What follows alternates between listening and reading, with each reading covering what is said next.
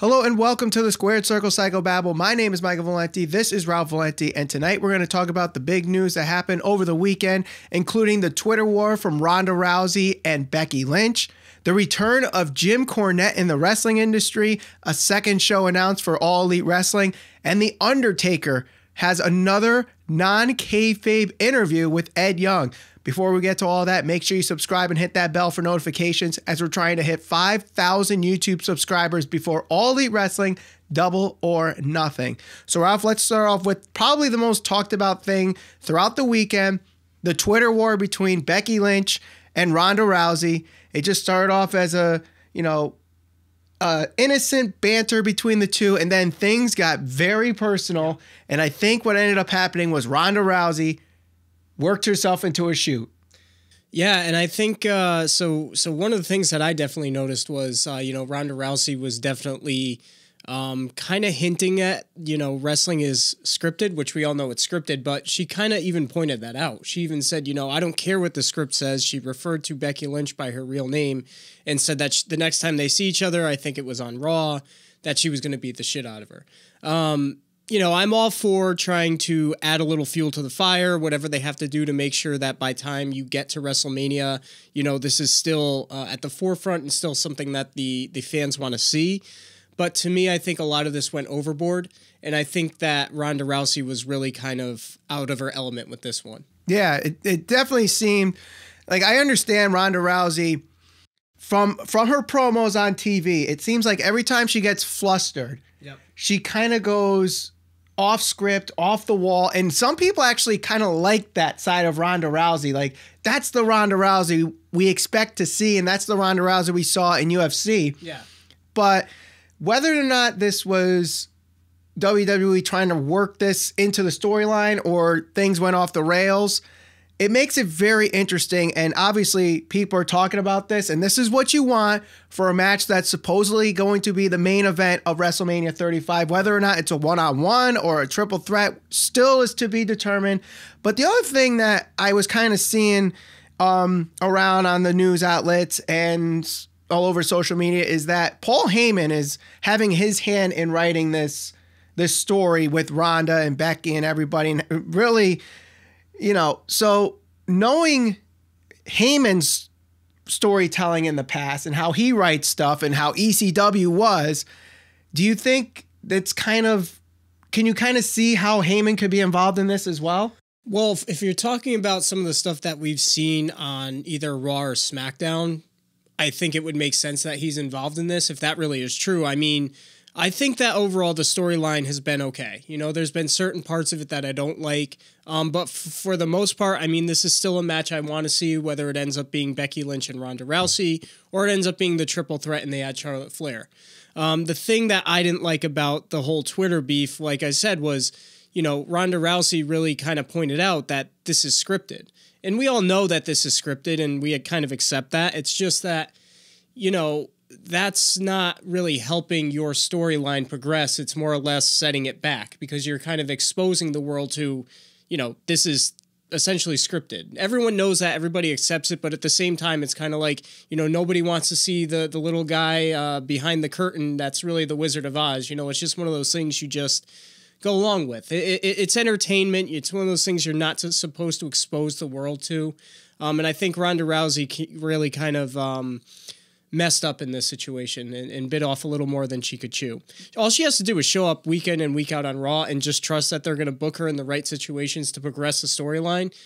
Let Becky do whatever she's going to do on social media. That's like her game. That's her world. Why get involved in something you can't necessarily get yourself out of, or if you can't compete in that type of element, So, like you said, she gets flustered, and it's not the best look for Ronda at this point. No, it definitely isn't. And I think at this point, both Becky and Ronda are going to be looked at with a magnifying glass for the rest of the way here on what they're doing on social media, because now, yes, you want to have people talking about the match, but at the same time, you want them talking for the right reasons and not because Ronda Rousey's husband was superimposed on Rousey's arm and it made it look like something that it shouldn't have looked like. And that's not how you want the match to be talked about. I forget who it was. Somebody on Twitter put up a tweet. It's a wrestler outside of the WWE, I think. And they said, if I'm going to say something to a wrestler, I'm going to say it when the camera's there and I have a microphone. We get paid based on when people watch us, not paid based on,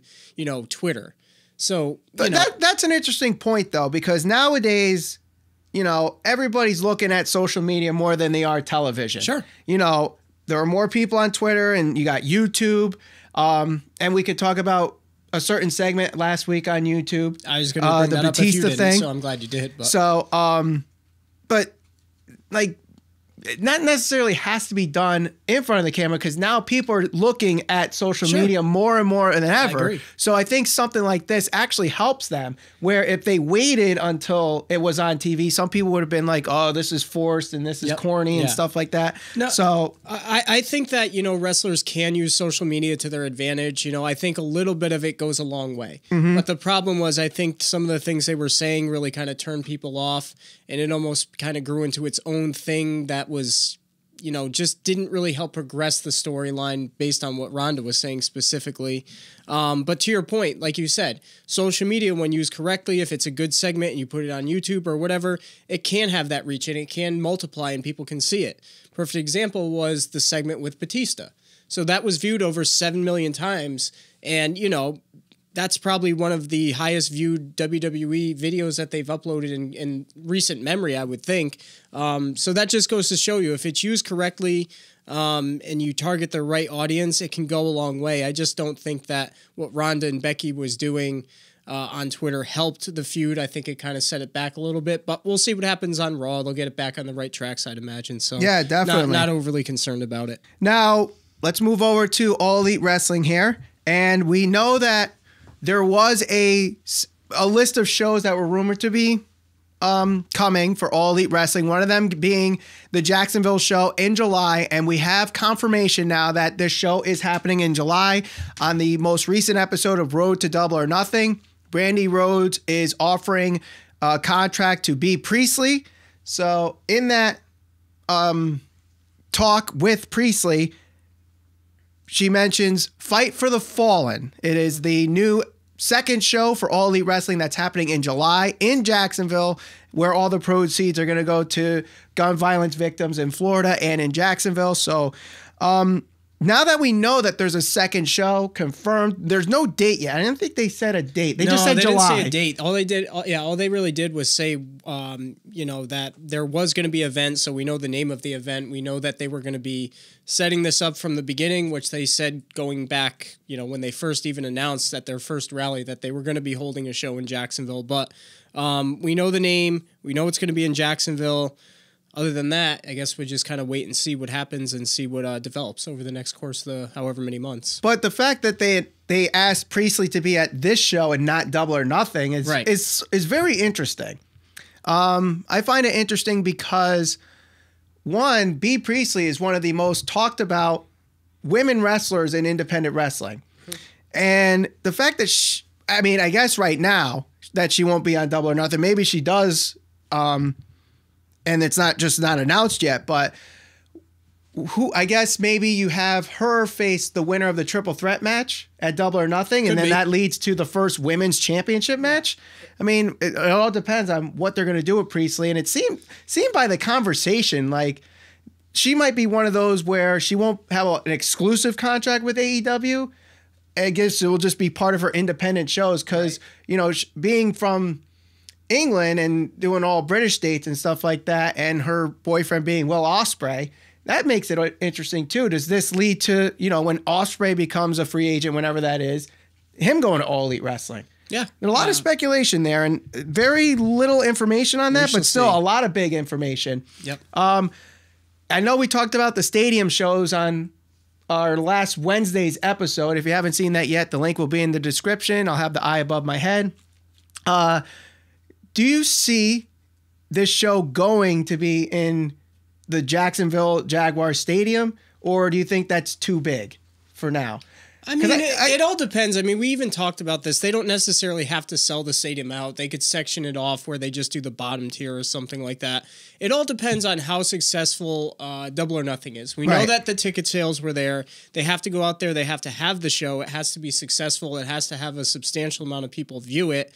And then after that, I guess we'll see. It's all going to be based on, you know, how relevant is the company? How much buzz are they getting? Right now, there's a lot of buzz around AEW. But if they go out there and for whatever reason, you know, and I don't think this will happen, if they go out there and they bomb for whatever reason, maybe people don't want to see a second show. But I did see an interesting, something very interesting in the comment section of that episode on our YouTube channel, and that was people were mentioning soccer stadiums, which are, I guess, a lot smaller than football stadiums and baseball stadiums. Maybe I don't think there's a soccer field in Jacksonville. To my quick knowledge of that, and if anybody knows of one, let us know in the comments. But there's also the arena right across the street. Maybe that's where they have the show. I mean, it's very interesting that, yes, they definitely are doing the show in Jacksonville. I'd be interested to see where this ends up.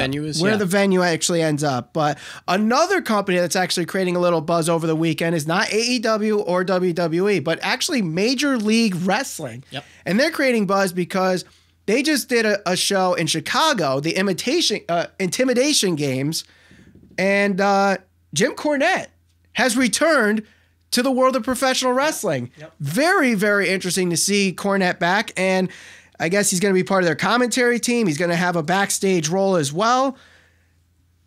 Who would have thought Cornette would be back in the wrestling game? Very, very, very interesting, considering if you follow Jim Cornette and listen to some of the recent podcasts he's done over the course of the last, several years, he was very disgruntled with kind of the developments of the wrestling industry right now, the way things are going, just everything about the business. So is he getting into it because he wants to try and facilitate some sort of change?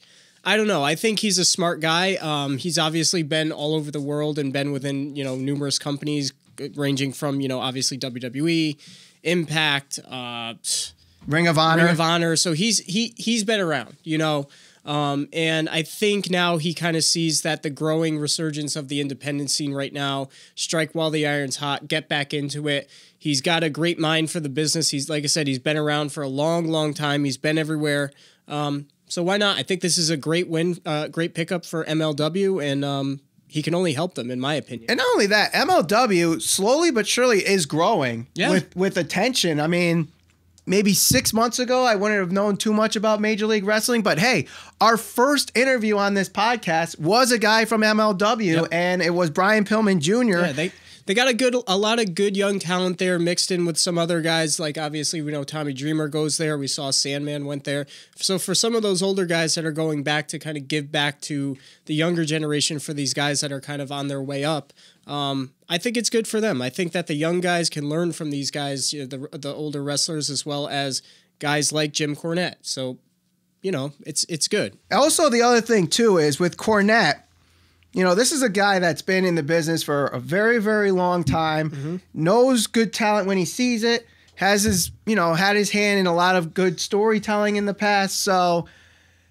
this is going to be interesting, as maybe Major League Wrestling uses him for a short-term thing, just to get them more acclimated and get them more noticed into the wrestling scene. And then this, Cornette's not getting any younger, so I don't see this being a long-term thing for him. And, he'll still have I know he does a podcast, so I'm sure he'll still be doing that. And the same for Pritchard in WWE, now that he's back there. What's it going to be like in the podcast world? We might lose something to wrestle with. We might lose Cornette's podcast. Well, the next guy we're going to talk about, one of the rumors over the weekend also was that the guy that we're going to talk about, The Undertaker, supposedly is going to have a podcast. Somebody apparently took out the copyright to the name Dead Man Talking. I think that's what it was. So could this be episode 1 at StarCast of Dead Man Talking with Conrad? If Pritchard's leaving for WWE, not doing something to wrestle with anymore, now The Undertaker does Dead Man Talking and Conrad talks to him. Could be. That'd be interesting. Like The Undertaker for years and years and years never really opened the curtains of professional wrestling from his eyes. And now he does these 2 interviews with Pastor Ed Young, one on, I guess, just on Ed Young's YouTube channel or whatever, and this second one that he just did at the C3 conference. They were very similar interviews if you compare the 2. I guess the second one was just a shorter version, but Undertaker opens up, says he had about 15 to 17 surgeries, working about 250 plus days a year. And he talked about his travel schedule between the Raw before Crown Jewel and Crown Jewel, and then you have Super Showdown to Crown Jewel, basically that whole like month. And he's like, yeah, I can't do that anymore. Right. So maybe that we're seeing him more and more, we have to, realize he's retiring. Oh yeah, he's retired. I mean, at the end of the day, what I found most interesting about this was, just seeing him as the man Mark Calloway, because like you said, like you pointed out, this is a guy who was always in character for so long. I mean, going back, I don't know, whenever he started with the WWE 1990. as the Undertaker. Yeah. So for all those years, like even I know once we went to an autograph signing, and even there, like a lot of times you'll get the wrestlers to kind of talk to you, whether they're a heel or they're a face, they'll come out of character a little bit. He was the Undertaker. Yeah. I mean, he was not coming out of character. I know for years, I don't know the most recent Hall of Fame ceremonies that WWE has had, he's never even really at those because they don't want him coming out of character. So it's just kind of one of those things to see him as, the man Mark Calloway and to hear what he's had to say.